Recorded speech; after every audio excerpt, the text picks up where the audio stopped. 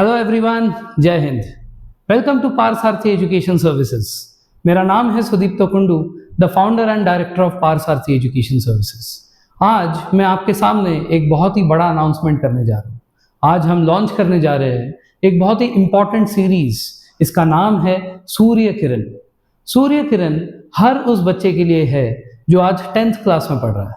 सूर्य किरण हर उस बच्चे की आशा की किरण है जो पढ़ना तो चाहता है, वो बहुत मेहनत भी करता है, लेकिन कहीं ना कहीं उसके आज डाउट्स, उसके कंसेप्ट्स क्लियर ही नहीं हो पा रहे।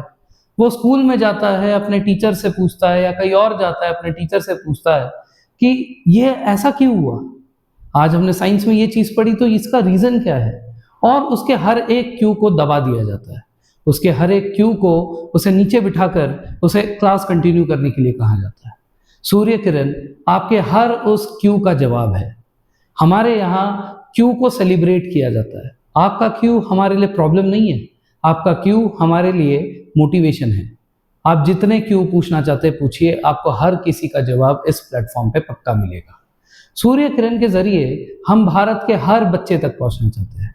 हम पुणे में स्थित है, 2013 से पढ़ा रहे हैं, लेकिन आज तक हम सिर्फ ऑफलाइन बच्चों को पढ़ा चुके हैं। मे बी आज आपके लिए हमारे पास फिजिकली आना संभव नहीं है, लेकिन हम आप तक डिजिटली तो पहुंच सकते हैं। आपके हर एक क्यू के जवाब देने के लिए हम आपके हर घर में पहुंचेंगे, आपके हर दिल में बसेंगे। इसीलिए आज आपको अगर ये वीडियो पसंद आती है और आप चाहते हैं कि आपके दोस्त भी इसे देखें, तो इसे अपने दोस्तों तक, अपने परिवार तक ज़रूर पहुंचाइएगा, इसको शेयर ज़रूर करिएगा। चलिए, आज हम सूर्य किरण के बारे में और थोड़ी बातें करते हैं। सूर्य किरण के अंतर्गत हम मैथ्स, साइंस, इंग्लिश और सोशल स्टडीज़, ये 4 सब्जेक्ट्स कवर करेंगे। मैं सुदीप्तो कुंडू आपको साइंस, इंग्लिश और सोशल स्टडीज़ पढ़ाएंगे, और मेरे साथ मेरे को फाउंडर है जिनका नाम है मिस्टर अवनीश कुमार, ये आपको मैथ्स पढ़ाएंगे। इस तरीके से सूर्य किरण के अंतर्गत हम आपको 4 सब्जेक्ट्स पढ़ाएंगे। चलिए, तो आज शुरुआत करते हैं हम लोग 10th के फर्स्ट चैप्टर इन केमिस्ट्री से, that is chemical reactions and equations. ठीक है, चलिए। अगर मैं बात करूं पहले chapter chemical reactions and equations की, तो देखा जाए तो ये चैप्टर बहुत मुश्किल नहीं है। 10th क्लास के नज़र से देखे तो ये चैप्टर बहुत ही आसान है, क्योंकि इसमें कुछ ऐसे इक्वेशंस लिखे जाएंगे जैसे कि मान लीजिए sodium sulphate reacts with barium chloride. ठीक है, तो sodium sulphate reacts with barium chloride. इससे जो हमें आंसर मिलता है वो आंसर है barium sulphate and sodium chloride. अब देखा जाए, आप इसको गौर से देखिएगा, आपको दिखेगा कि यहाँ पे बस अदला बदली हुई है। सोडियम के पास क्लोरीन आ गया और सल्फेट जो है वो बेरियम के पास चला गया, इससे बना बेरियम सल्फेट और यहाँ बना सोडियम क्लोराइड। देखा जाए तो ये अदला बदली, इसको कहते हैं हम लोग डबल डिस्प्लेसमेंट रिएक्शन। अब प्रॉब्लम इस डबल डिस्प्लेसमेंट की नहीं है, प्रॉब्लम इस बात से नहीं है कि हमें ये अदला बदली तो करना है। प्रॉब्लम इस बात से है कि यहाँ पे जो सोडियम सल्फेट मैंने लिखा, यहाँ पे जो बेरियम सल्फेट मैंने लिखा, आधेतर लोग जो है सोडियम सल्फेट, बेरियम क्लोराइड या और भी जितने भी ऐसे हमारे फॉर्मूलेज है, इस फॉर्मूले को ही नहीं लिख पाते। जैसे अगर मैं बहुत लोगों से देखा मैंने, सोडियम सल्फेट का फॉर्मूला पूछता हूँ तो लिख देते हैं NaSO4, जबकि ये होना चाहिए Na2SO4। बेरियम क्लोराइड का फॉर्मूला होता है BaCl2, कई लोग लिख देते हैं BaCl, कई लोग लिख देते हैं BeCl। ऐसे ही अलग अलग तरीके के गलत फॉर्मूलाज बच्चे बनाते हैं। देखा जाए तो ये चीज़ हमने 9th क्लास में पढ़ी थी। एटम्स एंड मॉलिक्यूल्स में क्रॉस वैलेंसी करके एक टॉपिक था, जिसमें ये सारे फॉर्मूलेज लिखना अच्छे से सिखाया जाता है। लेकिन 10th क्लास में आने के बाद भी बच्चे जो है इन फॉर्मूलाज को ढंग से लिख नहीं पाते हैं। तो before starting this chapter, before going to the equations like double displacement, displacement और भी बहुत सारे होते हैं, मैं ये चाहूंगा कि आप सबसे पहले तो इन फॉर्मूलाज को सही से लिखना सीखिए। मैं आपको गारंटी के साथ कह सकता हूं, आप इस पूरे वीडियो में मेरे साथ बने रहेंगे, इस पूरे सीरीज में मेरे साथ बने रहेंगे, आप अंत तक इन सारे के सारे इक्वेशंस को बहुत ही बेहतरीन तरीके से लिख पाएंगे और आपको कोई रट्टा मारना नहीं पड़ेगा। कई कहते हैं कि एनसीईआरटी में जितने भी इक्वेशंस दिए गए उन सबको रट्टा मार लीजिए, बोर्ड्स में वही से आने हैं। ठीक है, इससे आप 10th स्टैंडर्ड निकाल लेंगे। आगे चल के जैसे आप 11th में जाएंगे, 12th में जाएंगे, तो यही सारे तो फॉर्मूलेज होंगे। 10th में तो आप रट्टा मार के बच जाओगे, 11th और 12th में जाके क्या करोगे? इसीलिए शॉर्टकट नहीं, हम लोग कंसेप्चुअली पढ़ेंगे कि इन फॉर्मूलेज को कैसे लिखा जाता है। तो सबसे पहला सवाल ये उठता है कि ये जो केमिकल रिएक्शंस की हम बात कर रहे हैं, ये केमिकल रिएक्शंस क्यों होते हैं? Why are these chemical reactions taking place?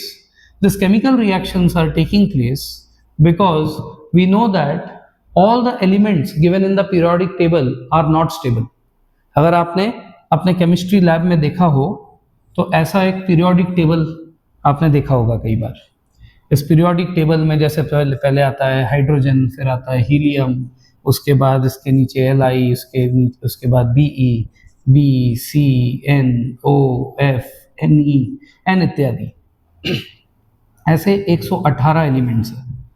इन 118 में से केवल ये जो लास्ट वाला जो कॉलम है जिसमें helium, neon, argon, krypton, xenon, ये सारे जो सब्सटेंसेस है, ये सारे सब्सटेंसेस पहले से स्टेबल माने जाते हैं। Hence they are also called as zero group और also called noble gases. So ये पहले से स्टेबल है, लेकिन इसके सिवाय बाकी जितने भी आप देख रहे हैं पीरियोडिक टेबल में, चाहे वो हाइड्रोजन हो जाए या लिथियम हो जाए या beryllium, boron, carbon, nitrogen, oxygen, fluorine, ये कोई भी स्टेबल नहीं है। इसका मतलब इस पूरे पीरियोडिक टेबल में स्टेबल कौन है? सिर्फ ये लास्ट वाले। सो वापस हमारे क्वेश्चन पे आ जाते हैं कि केमिकल्स आपस में रिएक्ट कर क्यों रहे हैं। सो केमिकल्स आपस में इसीलिए रिएक्ट कर रहे हैं बिकॉज जो भी एलिमेंट स्टेबल नहीं है वो कहीं ना कहीं स्टेबिलिटी चाहता है। स्टेबिलिटी भाई किसको नहीं चाहिए? हर किसी को तो लाइफ में स्टेबिलिटी चाहिए ना। सो उसी तरह इन एलिमेंट्स को भी कहीं ना कहीं स्टेबिलिटी की जरूरत है। अब इस स्टेबिलिटी के लिए ही अपना केमिकल रिएक्शन करते हैं। So the answer why chemical reactions take place is because the elements want to become stable. Now the question is कि ये स्टेबल कैसे बनेंगे? How do they become stable? तो स्टेबल बनने के लिए हमें थोड़ा सा झांकना पड़ेगा एटम के स्ट्रक्चर पे। ये भी आपने 9th क्लास में पढ़ा है, स्ट्रक्चर ऑफ एटम। मैं थोड़ा सा आपको पीछे ले चलूंगा 9th क्लास में, स्ट्रक्चर ऑफ एटम के बारे में थोड़ा बताऊंगा और उसके बाद हम लोग स्टेबिलिटी पढ़ेंगे कि कैसे एक एलिमेंट स्टेबल हो सकता है। सो हमने स्ट्रक्चर ऑफ एटम में पढ़ा था, नील बोर जी ने जो है इसका तरीका बताया था कि एक एटम का स्ट्रक्चर कैसा होना चाहिए। बीच में सबसे पहले होता है एक न्यूक्लियस, न्यूक्लियस के बाद ऐसा होता है एल, एम, सबसे पहले होता है के, फिर होता है एल, फिर होता है एम, उसके बाद होता है एन, के एल एम एन, ऐसे बहुत सारे शेल्स होते हैं एक एटम में। अब K shell, L shell, M N, इन सारे शेल्स में क्या होता है? इन सारे शेल्स में इलेक्ट्रॉन्स भरे जाते हैं। तो बीच में है न्यूक्लियस, के एल एम एन, इन सभी में चलेंगे इलेक्ट्रॉन्स। न्यूक्लियस के अंदर दो चीज होती है, एक होता है प्रोटॉन्स और एक होता है न्यूट्रॉन्स। ये दोनों चीज यहाँ पे बीच में न्यूक्लियस में होती है और बाकी सारे जो इलेक्ट्रॉन्स है वो इस न्यूक्लियस के अराउंड में गोल गोल घूमते रहते हैं। जस्ट एक सोलर सिस्टम में सन के अराउंड में सारे प्लैनेट्स घूम रहे हैं, उसी तरह ये इलेक्ट्रॉन्स भी घूमते हैं। ठीक है ना? सो इस स्ट्रक्चर के जरिए हम स्टेबिलिटी प्रूव करने वाले हैं। तो थोड़ा सा हम लोग वापस रिवाइज करते हैं कि इन शेल्स में इलेक्ट्रॉन्स भरे कैसे जाते हैं, हर एक शेल की कैपेसिटी कितनी कितनी है, इसके बारे में थोड़ा सा बात करते हैं तो हमें क्लियरिटी आ जाएगी कि किस तरीके से हमारे एलिमेंट स्टेबल होने वाले हैं। ठीक है? सो बोर जी ने एक फॉर्मूला दिया था 2n²। इसका मतलब जो हमारा पहला शेल है, पहले शेल में कितने इलेक्ट्रॉन्स, दूसरे शेल में कितने इलेक्ट्रॉन, तीसरे शेल में कितने इलेक्ट्रॉन और चौथे शेल में कितने इलेक्ट्रॉन्स, उसके बारे में ये 2n² बताता है। इसमें पहला जो शेल है K, उसके n की वैल्यू होती है 1। ऐसे ही L, M, N इन सब की वैल्यू ऐसे 2, 3 and 4 ऐसे होती है। सो अगर मैं K शेल की बात करूं कि इसके अंदर कितने इलेक्ट्रॉन्स जा सकते हैं, तो बन जाएगा 2 × 1 का स्क्वायर। तो 1 का स्क्वायर क्या होता है 1, तो 1 × 2 कितना हो जाएगा 2। इसका मतलब maximum electrons that can go into K shell is 2, 2 electrons जा सकते हैं। ऐसे ही L का पता करते हैं। L में 2 × 2 का स्क्वायर, 2 का स्क्वायर होता है 4, 4 2 हो गया 8। इसका मतलब इसमें मैक्सिमम कितने इलेक्ट्रॉन्स जा पाएंगे 8 इलेक्ट्रॉन्स जा पाएंगे। इसके बाद आता है अपना M शेल। M शेल के अंदर 2 × 3 का स्क्वायर, 3 का स्क्वायर होता है 9, 9 2 इसमें आ जाएंगे 18 इलेक्ट्रॉन्स।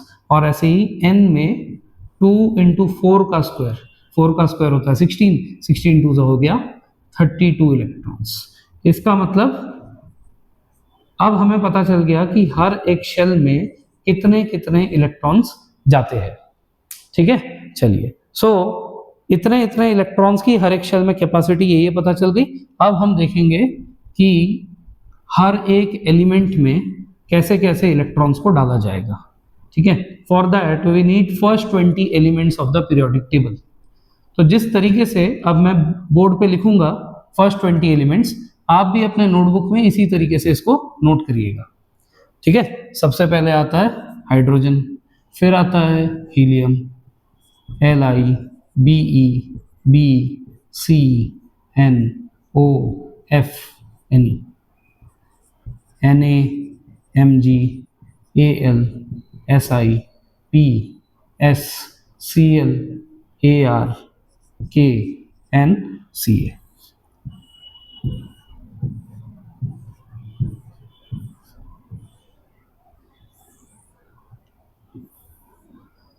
मैंने first 20 elements of the periodic table इस तरीके से अरेंज कर दिए। फर्स्ट 20 में सबसे पहला आता है हाइड्रोजन, फिर आता है हीलियम, फिर आता है लिथियम, बेरिलियम, फिर आता है बोरॉन, फिर आता है कार्बन, फिर आता है nitrogen, oxygen, fluorine, neon, sodium, magnesium, aluminium, silicon, phosphorus, sulphur, chlorine, argon, potassium and calcium. So ये हमारे 20 एलिमेंट्स। अब कोई बच्चा ये भी सवाल कर सकता है कि सर 20 एलिमेंट्स में हाइड्रोजन से ही शुरुआत क्यों की गई, ऐसा क्यों नहीं कि एल्यूमिनियम को उठा के पहला कर दिया। मेरा फेवरेट तो सर एल्यूमिनियम है, तो एल्यूमिनियम से क्यों शुरुआत नहीं कर सकता मैं किसी भी ऑर्डर में क्यों नहीं लिख सकता। तो आप जैसे नंबरिंग यहाँ पे देख रहे हैं 1 2 3 4 5, ऐसे ही हर एक एलिमेंट को रिप्रेजेंट करने के दो तरीके होते हैं, दो चीजें होती है। जैसे मैंने यहाँ पे ले लिया एग्जाम्पल फॉर कार्बन, तो नीचे यहाँ पे एक नंबर लिखा जाता है और यहाँ पे एक और नंबर लिखा जाता है।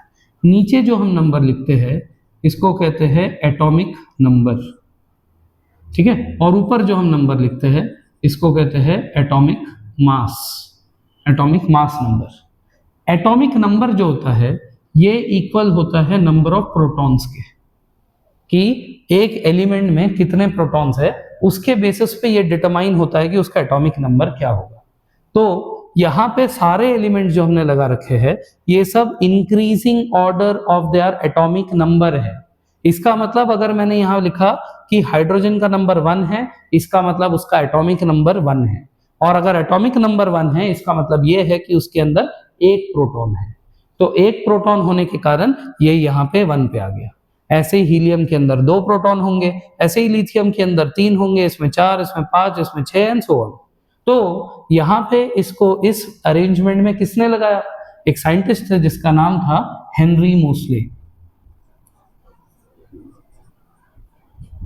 सो हेनरी मोसले ने आज हम लोग जो पीरियोडिक टेबल देखते हैं उस पीरियोडिक टेबल के अंदर 118 एलिमेंट्स को अलग अलग प्रकार में उन्होंने क्लासिफाई किया है, और उसको क्लासिफाई करते वक्त उन्होंने उनको कौन से बेसिस पे अरेंज किया है, increasing order of their atomic number के बेसिस पे। और एटॉमिक नंबर प्रोटॉन के नंबर के बराबर होता है। इसका मतलब अगर मैं उठा के पूछ लूं कि एल्यूमिनियम का नंबर 13 है, इसका मतलब इसके अंदर कितने प्रोटॉन हैं, तो इसके अंदर होंगे 13 प्रोटॉन। ऐसे ही क्लोरीन के अंदर होंगे 17 प्रोटॉन। ठीक है ना। ये जो मास होता है, this mass is basically protons plus neutrons. जितने प्रोटॉन्स और जितने न्यूट्रॉन्स, उन दोनों को मिलाकर उसका एटॉमिक मास बनता है। ठीक है। सो इस बेसिस पे यहाँ पे एलिमेंट्स को अरेंज किया गया है। ठीक है। अब मैं इस बात को क्यों समझा रहा था, हम लोग तो पढ़ना चाह रहे हैं कि भाई स्टेबिलिटी कैसे आती है, चलिए उसी पे आ रहा हूं मैं। सो अभी हमने बात की कि atomic number is equivalent to the number of protons. चलिए ठीक है। अब एक और सत्य समझिए, हम यहाँ पे जो भी एलिमेंट को लगे हुए देख रहे हैं, इन एलिमेंट के अंदर 3 सब एटॉमिक पार्टिकल्स है, protons, neutrons and electrons. Protons और न्यूट्रॉन्स जो है वो तो न्यूक्लियस के अंदर स्थित होता है, अभी अभी हमने देखा था। और जो इलेक्ट्रॉन्स होते हैं वो आउटर मोस्ट शेल में घूमते रहते हैं, आउटर शेल्स में घूमते रहते हैं, K, L, M, N ये सारे में। अब ये जो इलेक्ट्रॉन्स है ये किसके बराबर होते हैं? सो किसी भी न्यूट्रल एटम की अगर हम बात करें तो उसके अंदर the number of proton is always equal to the number of electron. और इस पीरियोडिक टेबल में जो भी हमने एलिमेंट्स लिखे हैं ये सारे न्यूट्रल एटम हैं। इसका मतलब यहाँ पे जो आप नंबर देख रहे हैं ये नंबर ना कि सिर्फ प्रोटॉन के बराबर है बट ये इलेक्ट्रॉन के भी बराबर है। ठीक है। इसका मतलब मैं अगर आपको उठाकर पूछ लूं कि नाइट्रोजन के अंदर कितने प्रोटॉन होंगे तो आप बताएंगे 7। उसी तरह इसके अंदर कितने इलेक्ट्रॉन होंगे, क्योंकि प्रोटॉन और इलेक्ट्रॉन बराबर होते हैं इसलिए नाइट्रोजन के अंदर 7 इलेक्ट्रॉन्स भी होंगे। I hope I am clear so far. ठीक है। तो अब बात आती है कि इन इलेक्ट्रॉन्स को अरेंज कैसे करेंगे। इस अरेंजमेंट के लिए ही हमने पहले पढ़ा था K, L, M, N shell में कितने कितने इलेक्ट्रॉन्स जा सकते हैं। ठीक है ना। सो अगर मैं हाइड्रोजन ड्रॉ करना चाहूँ, हाइड्रोजन का क्योंकि नंबर 1 है मतलब इसके अंदर प्रोटॉन 1 होगा और इलेक्ट्रॉन भी 1 होगा। प्रोटॉन के ऊपर पॉजिटिव चार्ज होता है, इलेक्ट्रॉन के ऊपर नेगेटिव चार्ज होता है, तो 1 positive 1 negative, this makes it neutral. तो अभी जो मैं न्यूट्रल एटम्स की बात कर रहा था वो न्यूट्रल क्यों है, क्योंकि उसके अंदर प्रोटॉन इलेक्ट्रॉन दोनों के चार्जेस प्लस माइनस में होते हैं, जितना पॉजिटिव उतना ही नेगेटिव, इसीलिए वो हो गया 0। सो अगर मैं यहाँ बात करूं कि हाइड्रोजन का स्ट्रक्चर ऑफ एटम कैसा बनेगा, तो इसका स्ट्रक्चर ऑफ एटम ऐसा बनेगा कि बीच में होगा न्यूक्लियस और उसके बाद एक ही रिंग बनेगी, the K shell. And K shell के अंदर 2 इलेक्ट्रॉन्स जा सकते हैं और इसके अंदर तो इलेक्ट्रॉन एक ही है, तो इसमें इसका स्ट्रक्चर ऐसा बन जाएगा, ये इलेक्ट्रॉन है। सिमिलरली अगर मैं बात करूं हीलियम की, हीलियम का नंबर होता है 2, तो यहाँ पे एक ही शेल बनेगा और उसकी कैपेसिटी होती है 2, इसीलिए उसका एक इलेक्ट्रॉन इधर दूसरा इलेक्ट्रॉन इधर, ऐसा स्ट्रक्चर बनेगा।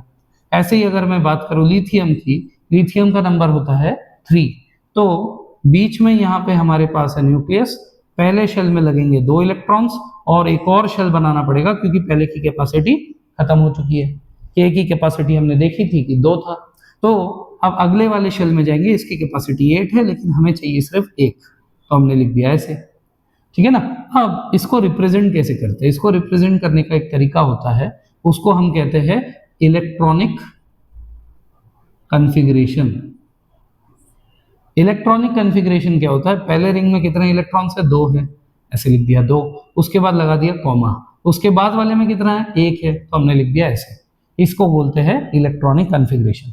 आगे की चीज को समझने के लिए हम सबके इलेक्ट्रॉनिक कॉन्फ़िगरेशन की बात करेंगे। ठीक है ना। अगर मैं ऐसे ही आपसे पूछूं कि सोडियम जिसका नंबर है 11, सोडियम अगर उसका नंबर है 11, इसका मतलब उसके अंदर होंगे 11 प्रोटॉन्स और उसके अंदर होंगे 11 इलेक्ट्रॉन्स। इस तरीके से ये हो गया न्यूट्रल। अब इसके 11 इलेक्ट्रॉन लगाए कैसे जाएंगे, तो पहले वाले शेल में जो है 2 लग जाएंगे, दूसरे में लग जाएंगे 8, 1 2 3 4 5 6 7 8, और तीसरे वाले में लगेगा 1। इस तरीके से इसका स्ट्रक्चर बनेगा।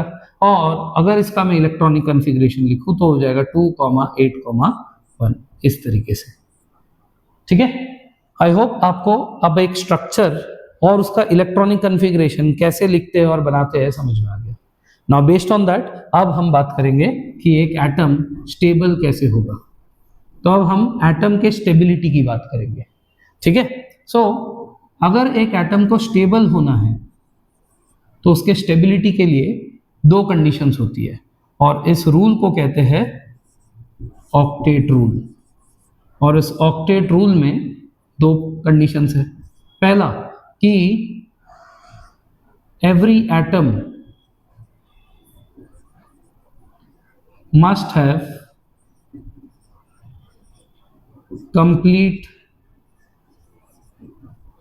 completely filled outer shell।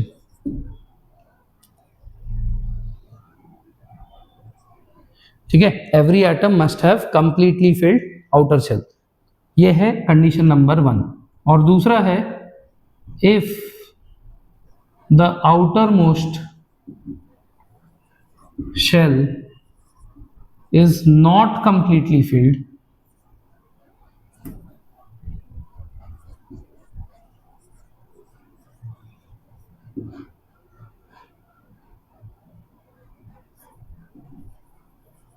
then there must be minimum 8 electrons in the outermost shell।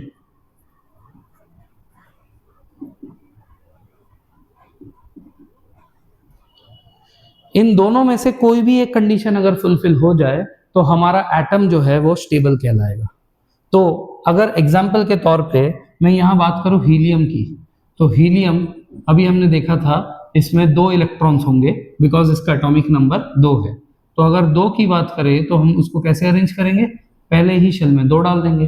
अब पहले की कैपेसिटी कितनी थी, 2 थी, तो इसका मतलब पहले की कैपेसिटी पूरी भर चुकी है, यस, जिसका मतलब इसने कंडीशन नंबर 1 पूरा कर दिया। Every atom must have completely filled outer most shell, outer shell.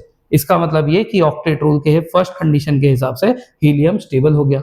ऐसे ही अगर मैं बात करूं नियॉन की, तो नियॉन का जो नंबर है, नियॉन का नंबर है 10। इसका मतलब इसका कॉन्फ़िगरेशन अगर देखिए तो होगा 2,8। तो पहले शेल में 2 भर चुके, दूसरे शेल की कैपेसिटी जो है वो है 8, तो यहाँ पे 8 भी पूरा भर चुका है। इसका मतलब इसके भी every atom must have completely filled outer most shell, ये यहाँ पे भी पूरा हो रहा है। इसके तहत जो है हमारा नियॉन भी एक स्टेबल एलिमेंट है।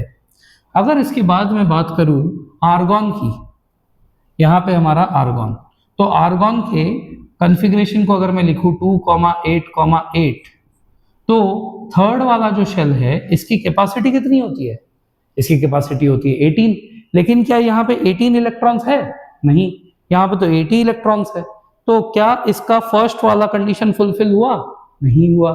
तो फिर हम बात करेंगे सेकंड की, if the outermost shell is not completely filled then there must be minimum 8 electrons in the outermost shell.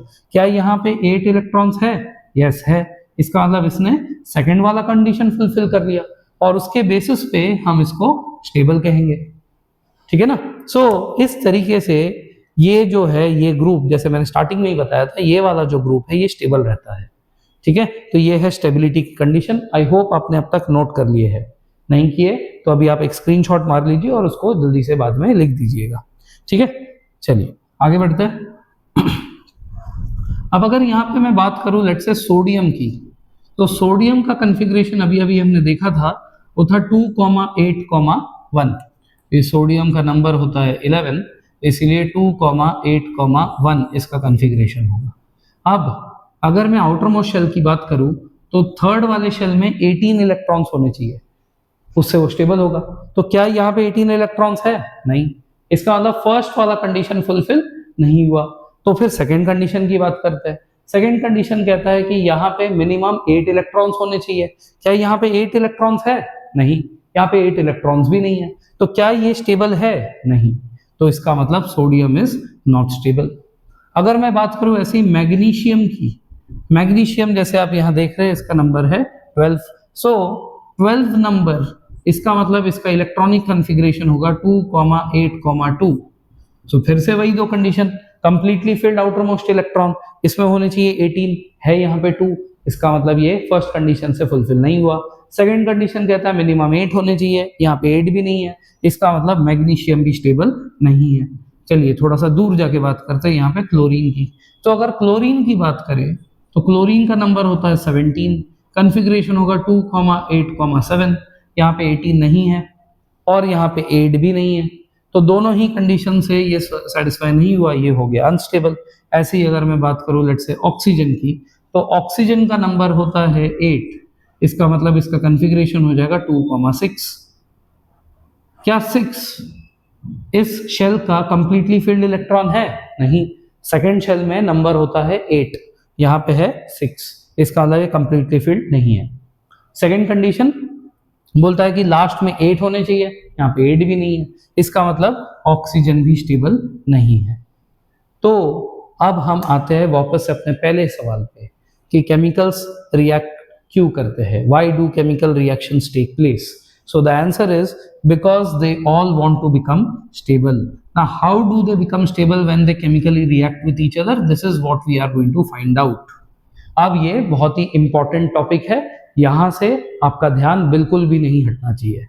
ध्यान हटी दुर्घटना घटी। ठीक है, चलिए ध्यान देते हैं। सो लेट्स से हम बात करते हैं यहाँ पे फिर से सोडियम की। सोडियम का नंबर 11, 2,8,1।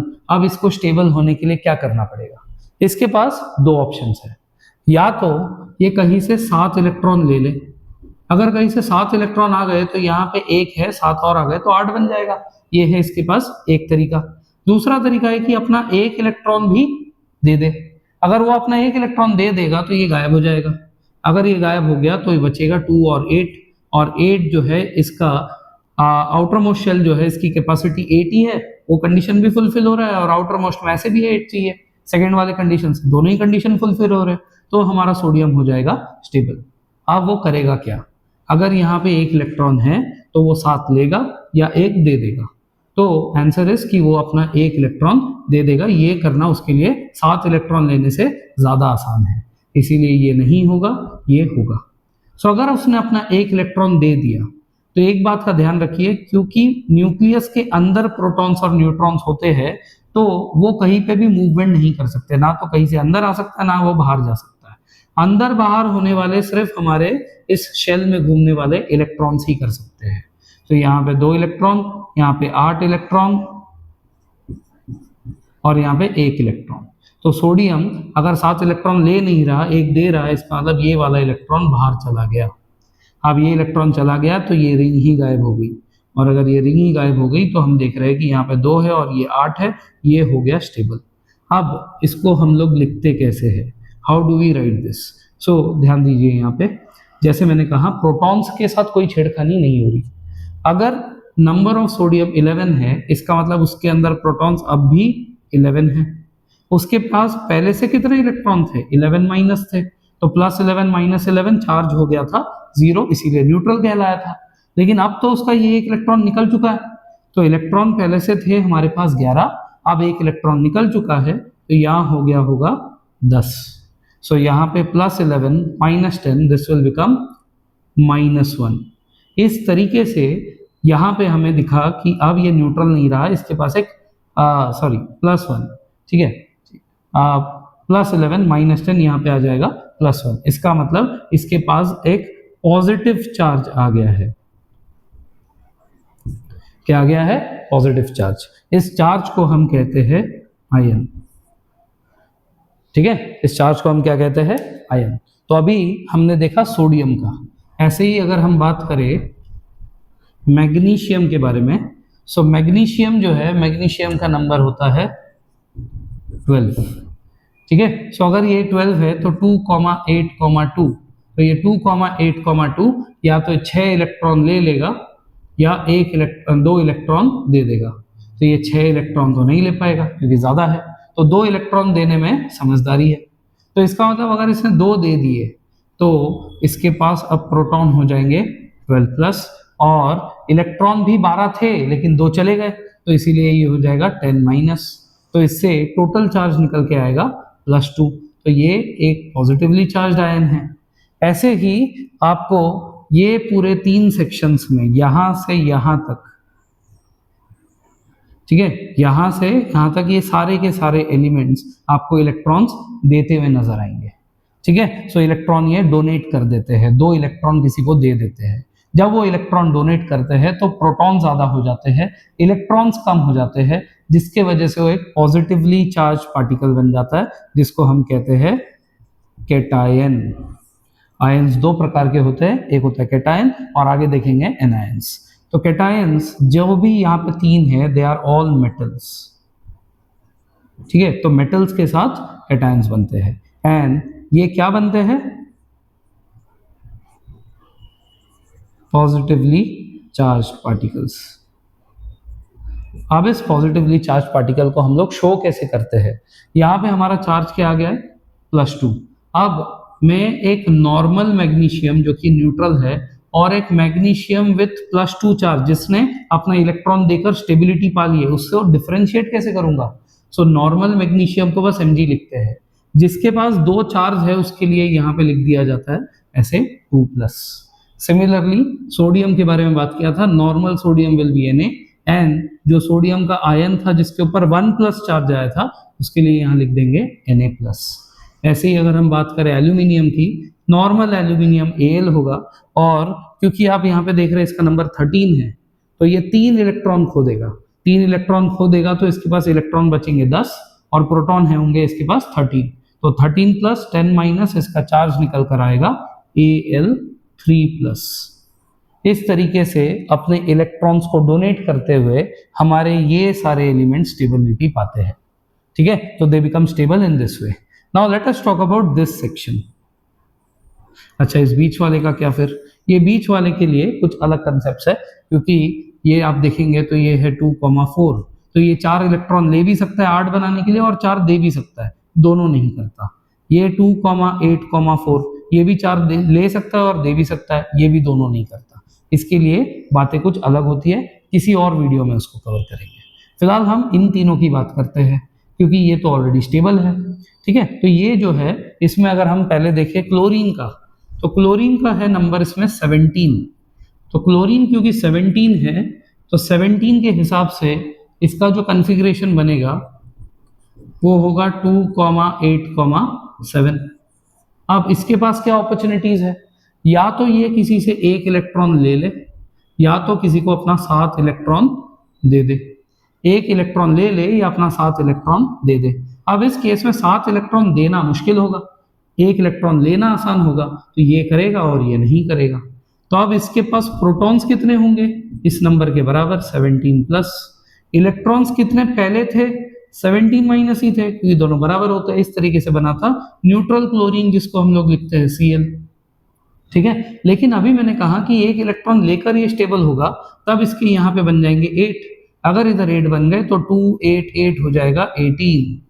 अब +17 - 18 makes -1 charge and this is also called ion.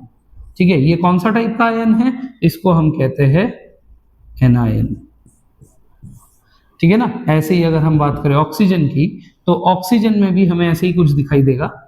Oxygen में जो है, ऑक्सीजन में होगा नंबर 8।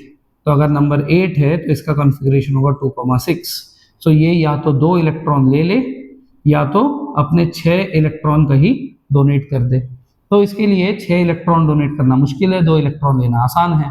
तो इसके नंबर ऑफ प्रोटॉन्स हो जाएंगे 8+ और इलेक्ट्रॉन हो जाएंगे 8- पहले से, इस तरीके से 0, और इसको हम लोग लिखेंगे O।